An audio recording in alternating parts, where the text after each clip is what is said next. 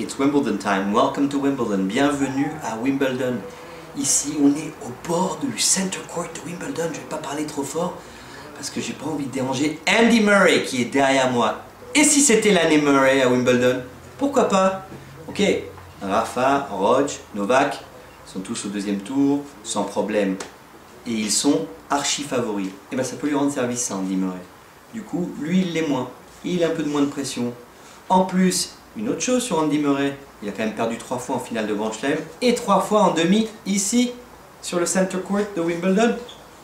Ça peut aussi lui rendre un peu service. Cette espèce de pseudo-catalogage de loser, qu'il n'est pas évidemment, ça peut lui enlever un peu de pression des épaules. Parce qu'on peut se dire que les fans anglais s'attendent à ce qu'il perde en demi-finale. Ce qu'ils attendent surtout, c'est qu'il y ait un Britannique qui s'impose chez lui.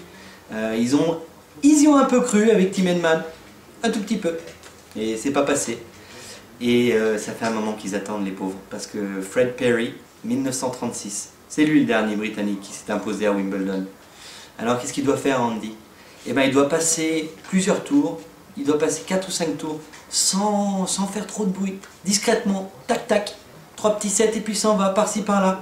Et puis après il devient un naturel prétendant au titre de Wimbledon.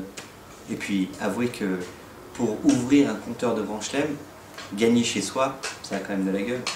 Alors, j'aurais qu'une chose à dire. Come on, Andy!